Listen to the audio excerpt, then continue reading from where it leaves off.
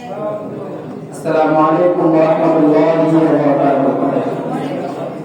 الحمد لله نحمده ونستعينه ونستغفره.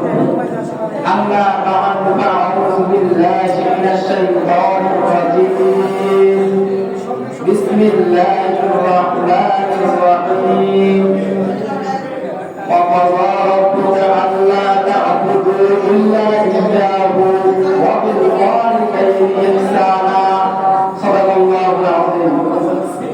আলহামদুলিল্লাহ, সমস্ত প্রশংসা সেই মহান রব্বুল আলামিনের দরবারে, যিনি আমাদেরকে বিগত এক বছর যাবত জামিয়া ইসলামিয়া নারায়ণপুর অবৈধ মাদ্রাসায় এসে পড়ার সুযোগ করে দিয়েছেন এবং আজকের এই রাতে এত দামি একটা মজলিসে আপনাদেরকে বসিয়েছেন এবং কিছু কথা বলার এবং শোনার জন্য যে সুস্থ প্রদান করেছেন।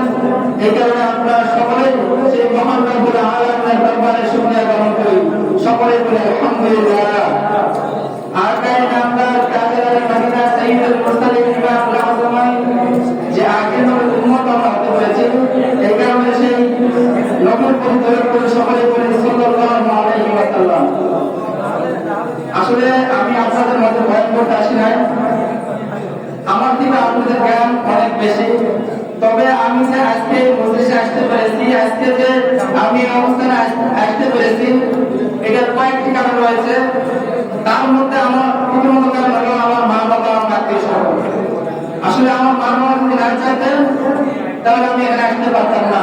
আমার মা বাবা যদি চাইতেন যে আমার সন্তানকে নিয়ে আমি টাকা রোজগার করাবো, টাকা রোজগার করতে পারতেন।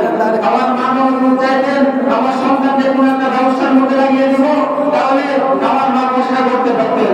আমার মা বাবা যদি চাইতেন আমার সন্তানকে দুনিয়ার পরিশ্রমে লাগিয়ে দিব, মানুষে দিব না, তাহলে মা বাবা সেটা করতে পারতেন। কিন্তু আমার মা বাবা সেটা করেন নাই। আমার মা বাবা ইলম অর্জন করার জন্য, ইলমে দ্বীন শেখার জন্য এই দামি একটা মজলিসে পাঠিয়েছেন। কারণ ওনারা জানেন, আমার মা বাবারা জানেন যে ইলম অর্জন করে কেউ কখনো ঠকে না, আর জিন্দেগিতে কেউ কখনো ঠকবে না। কারণ হাদিসে এসেছে মান সালাকা তরিকান ইয়ালতামিসু ফীহি ইলমান সাহালাহু লাহু বিহি তারিকান ইলাল জান্নাহ। যে ব্যক্তি ইলম অর্জন করার জন্য রাস্তায় চলে, আল্লাহ তাআলা তার জন্য জান্নাতের রাস্তা সহজ করে দেন। তো দেখুন, আপনার আমার মা বাবা আমাকে এই জান্নাতে যাওয়ার রাস্তাও সহজ করে দিয়েছেন। আমার মা বাবা, আরে ভাই, মা বাবা কিরকম একটু চিন্তা করুন।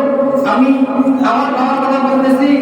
আমার বাবা পরিশ্রমের মাধ্যমে সারাদিন কষ্ট করে, শরীরের ঘাম নিচে ফেলে, পায়ের নিচে ফেলে কষ্ট করে, কিন্তু আমার মা বাবার কোনো কষ্ট মনে হয় না। তখন আমি বাবাকে গিয়ে জিজ্ঞেস করলাম, বাবা আপনি সারাদিন কাজ করতেছেন, কাজ করতেছেন, কোনো কষ্ট হচ্ছে না, কারণ কি? তখন আমার বাবা বলতেছে, ও সন্তান, তুমি কি জানো আমি যখন সারাদিন কাজ করি এবং সন্ধ্যাবেলা যখন বাসায় এসে চিন্তা করি যে আমার সন্তান মাদ্রাসায় পড়ে, আমার সন্তান ইলম অর্জন করে, আমার সন্তান একজন আলেম, তখন আমার বাবা সব কষ্ট দূর হয়ে যায়। তো দেখুন, আমাদের বাবা মা যেহেতু এত কষ্ট করে, তাও তারা ভাবতেছেন না, তারা বলতেছেন যে আমার সন্তান আলেম, আমার সন্তান মাদ্রাসায় পড়ে। আল্লাহ তাআলা আয়াত বলেন, তোমরা আমার ইবাদত করো এবং মা বাবার সম্মান করো। তো আমি আপনাদের কাছে বিশেষভাবে দোয়া চাচ্ছি, আমার মা বাবার জন্য, আমার আত্মীয় স্বজনের দোয়া করবেন।